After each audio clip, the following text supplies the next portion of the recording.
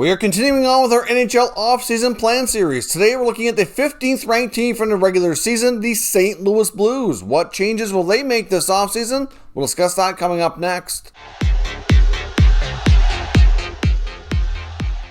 So welcome back to another video here at Top Shelf Hockey. Now, as I mentioned, today we're carrying on our NHL offseason plan series where we analyze the St. Louis Blues. We're going to take a look at their regular season stats, see how things went, analyze their cap space, any expiring contracts they have in terms of RFAs or UFAs, and then we're going to take a look at what I'm calling the 5 burning questions facing the franchise as the offseason gets into full swing here. And this team is going to be one of the more interesting ones to monitor because I think there's a lot of potential moving parts here and tough decisions that need to be made by management. So let's get started by taking a look at the regular season stats for the Blues.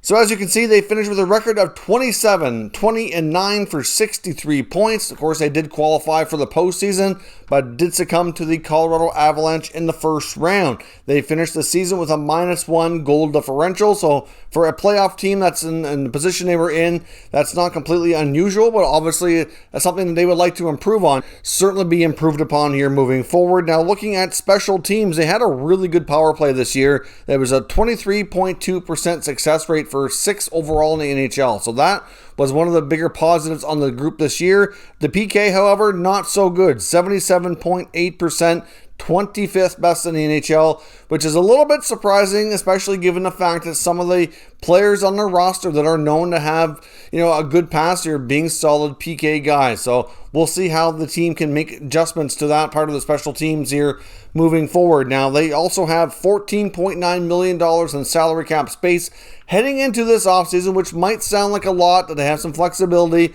but based on the players that need to be signed or replaced, it's not going to be easy, and I do think they're at least going to see a few players not return. So let's jump over to the expiring contracts for the Blues and see what's in store. So as I said, there's a lot of guys here that need to be signed or replaced. Most of the RFAs I think will be retained, or at least the bulk of them here. We have Zach Sanford, Ivan Barbashev, Robert Thomas, Jordan Kyrou, Dakota Joshua, Jacob Delarose, and Vince Dunn. Now, we know that Delarose is not coming back. He did sign back to play in Sweden, so he's certainly, taking a pause, I guess we'll say, in his NHL career. Hard to say if he ever comes back or not, but he's definitely done with the Blues, at least for the time being. They can still retain his rights, though, if they want to be able to sign him if he ever wants to make the jump back to North America. So out of all those RFAs, there's some important pieces there for the future. Now, I think the future of Vince Dunn is debatable, which we'll discuss in the next segment. However, guys like Kyrou and Thomas especially, I think are pretty important, and you can argue that Sanford and Barbashev have, certainly played a key role into this team's success too. So it'll be interesting to see how they get all this looked after. On the UFA side, there's still lots of questions too. You have Jaden Schwartz, who's been a long-time St. Louis Blue, certainly a very important piece, but somebody who's didn't have a great season, I think it's fair to say, but certainly a guy who's proven to be a pretty important piece and a good goal scorer in the past. They also have a longtime veteran Tyler Bozak. Of course, he's signed with the Blues on a 3-year contract after leaving the Maple Leafs. A longtime NHL vet. I'm not sure what his plans are to continue playing, but he's certainly likely his time in St. Louis is up, as it would be my guess, but we'll see. Obviously, Mike Hoffman, who was signed on a 1-year deal, came to St. Louis. Some feel he didn't fit well. Others feel he fit in quite nicely. I mean, certainly has a great shot on the power play, depending on the opinion out there. But to me, I think they're going to have a hard time keeping Hoffman. I'm not completely sold on the fact that they 100% want to bring him back. But if they do, it's not going to be an easy task. You also have Nathan Walker and Carl Gunnarsson, and of course Alex Steen's officially off the books. Of course, he was on long-term injury reserve this year, did not play, and essentially, already announced his retirement before the season got underway here. So we knew Steen wasn't coming back, and he's now officially into retirement and not on LTIR any longer. So now let's jump into the 5 burning questions facing the Blues this offseason, and they certainly have They certainly have a lot of interesting and tough choices I think they need to make, and some key questions that need to be answered. Burning question number 1, are the rumors about trading goal scorer Vladimir Tarasenko true? Will they try to find a way to move on here from their longtime superstar forward. I mean, he's certainly, getting up there a little bit, but he's not overly old. He's still only approaching 30 years old, but he's had 3 surgeries now on his shoulders. So it's certainly impacting his ability to produce like he used to, but he still has the potential, we'll say, to become a dynamic player, but I think his days of being a dominant goal scorer are pretty much done. He can still be a productive player. I just don't know if he can be that 35, 40 goal guy that we've seen in the past. He still has a couple years left on his contract, over $7 million, and he has a no trade. So moving him is not going to be easy. There was some talk that a team like LA might be interested. I'm not sure how certain I am on that. I mean, that's what one of the rumors were that would surface last week, but obviously I can understand why GM Doug Armstrong would consider trading him, but at this point I think a lot of teams are going to view him as damaged goods. Except he's coming off missing a big chunk of the season because of his 3rd shoulder surgery.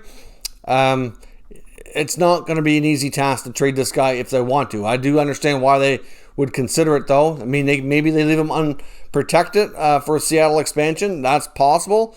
Doubtful that the Kraken bite on that. But even though he has a no trade, he doesn't have a full no move. So protecting him is still not something that they're forced to be able to do here. So we'll see what the future holds for Vladimir Tarasenko, but there's many NHL insiders believe they will at least consider trading this guy and at least want to entertain the conversations, and we'll see where they go and what the answers end up being this offseason. Now, as I mentioned as well, Seattle is going to play an important role in many teams' offseason plans, and especially in St. Louis, they're bound to lose a pretty decent player. So burning question number 2 is how are they going to handle the expansion protected list and who's likely going to get taken here from them to go to the Seattle Kraken franchise. Now, more than likely, they lose a defenseman. I mean, clearly when they locked up guys like Justin Falk after acquiring him and then bringing in Torrey Krug via free agency. Parayko is almost guaranteed to be on that protected list too. Those are going to be your 3 defensemen. If they go 7-3-1 like most teams would do, those would be your 3 players.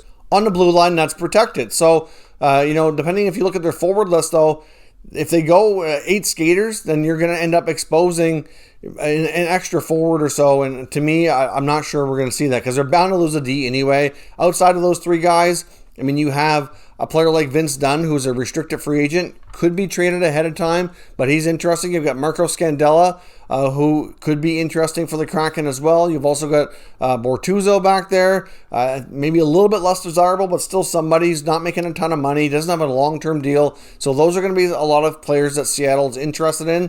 When we saw the Vegas Golden Knights come in, they took a lot of players that were on short-term deals or that were even RFAs and needed new contracts, and they didn't do too many long-term deals in the first year. Like there was, obviously within a year or 2 after they started getting to that point and bringing in some more star power, but I think we're going to see the Kraken not want to take on much in the course of term. So to me, they lose a defenseman. It's just a matter of which one and what trades they make ahead of time. Burning question number 3 is, are the Blues concerned, and are you concerned as a fan of the Blues, about Jordan Binnington? Now, you might be saying, why are we concerned about Jordan Binnington? He's a great goalie. He won a Stanley Cup. Sure, those things are definitely true. But just looking at this strictly from an analytical standpoint, and not somebody who's got a horse in a race here and cheers for the team, I'm concerned over Binnington and his ability to continue to play at a $6 million level and have a shot at winning another Stanley Cup during that contract. I'm not convinced, at least at this point, that it can happen, but obviously, it's up to him to prove me wrong. But based on the trends,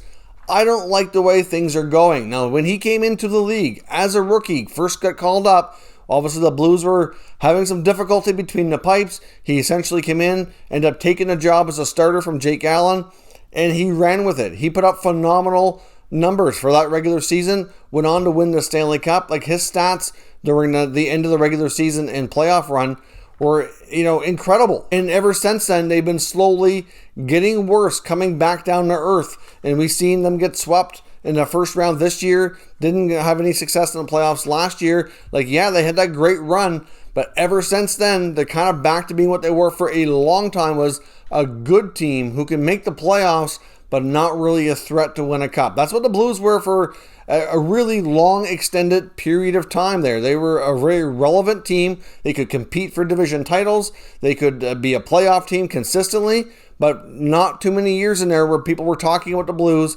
being a cup contender. Now, going into the year they won the cup, People weren't talking like that either. They were not looking good. They were near the bottom of the division in the league and worked their way up in the second half as pretty much a pretty miracle Cinderella run, which is all great. They earned that Stanley Cup. I'm not taking anything from them. However, that's really, really difficult to duplicate, and to keep going at that kind of pace is almost impossible. So we've seen them kind of come back down to earth, as I said, but they haven't had nearly as much success since. And with all the players they have to make decisions on here, I'm concerned for this team, and I'm especially concerned for Binnington. Now let's look at his numbers over the past couple years since winning the Cup. Looking at his goals against average, the first year he came up and won the Stanley Cup, his regular season games, he had a goals against of 1.89 in the regular season. The next year it goes to 2.56. That's a good difference there, and obviously not in his favor. And then this year again it goes up again to 2.65. So that's, consecutive years that we've seen regression for how many goals are going in. Now I understand that the team in front of him obviously plays a role in that too. It's not all on him, but still, it's not a good trend. His goals against average in the last 2 Stanley Cup playoffs since winning the Cup last year, 4.72 goals against. This year, 3.59. Those are not Cup contending type statistics. So to me, that's very concerning. Now, looking at his save percentage, of course, that was phenomenal as well. The year he came up and won, 927 save percentage during his time in the regular season. Then we've seen it drop to a 912. And then this past year, he was down to a 910. So again, going in the wrong direction. So not a good trend. And if you look at his save percentage during the last 2 playoff series, last year in the bubble, he was an 851 save percentage, and this year he was an 899, not even 900. When you can't even be above 900 save percentage during the playoffs, you're not going to have any level of success. Now, as I said, I understand it's not all completely on him, but we've learned the past 2 years that Jordan Binnington is human. He is not necessarily that guy that you saw on that crazy run. That's hard to do. I mean, he's kept it up longer. I mean, he's not a guy like Andrew Hammond, who went on that hamburger amazing run with the Senators, and really after that could never get it back again, was barely an NHL caliber goaltender, and has pretty much been a minor league guy ever since. He had an amazing run and couldn't duplicate it. At least he's kept up in the NHL, got himself a good contract, and he's still an NHL quality goaltender. He's just not that super goaltender that you saw in that first run.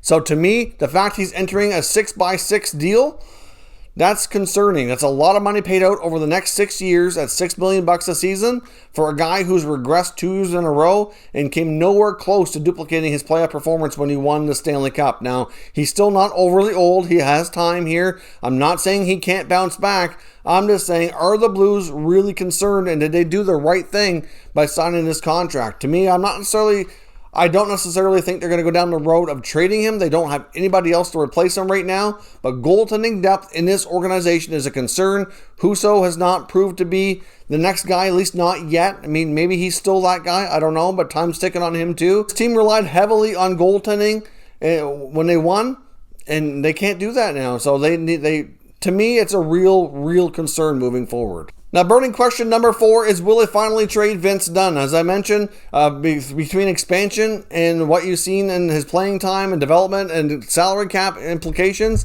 I think it's inevitable that this young defenseman moves on to a new team and gets an opportunity elsewhere.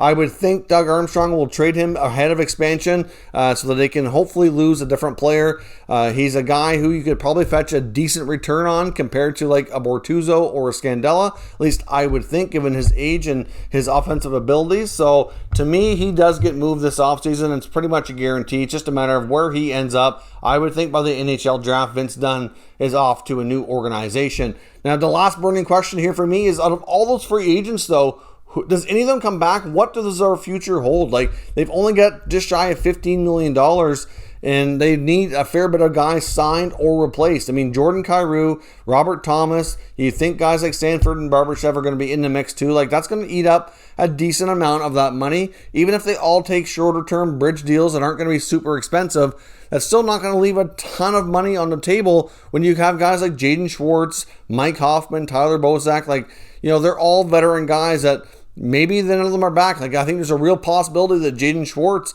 might not be able to come back due to the lack of ability to offer him a decent enough contract to consider it. If they lose Schwartz and Hoffman, depending on what they're left with for salary cap money, then maybe they go into free agency or trade and make some other moves. I mean, there has been talk that they could be one of the teams pursuing Jack Eichel. I don't personally think they have the assets to get that done, but that's my take on that. We'll see. I can understand why they would inquire. Every team will inquire. Not everybody has the right assets, but I think they're going to have some really hard questions to answer when it comes to who comes back and who doesn't. And I think there's a real possibility that this Blues team could look a fair bit different next season. Like I said, after winning the Stanley Cup, they've had 2 years now of not anywhere near the same level of success. And with lack of success, certainly brings changes. I don't think we're going to see any changes behind the bench or anything like that. Doug Armstrong's been there a long time. Ownership seems to continue to believe in him. So I think it's going to have to be changes in player personnel that we see. So let me know what changes you feel the Blues are going to make this offseason, and we'll discuss further in the comments. If you're new to the channel, make sure you subscribe and stick around. We have plenty more videos coming in this series. And of course, we'll keep you up to date with all the news and rumors on all 32 NHL teams. Thank you for watching, and I'll catch you next time.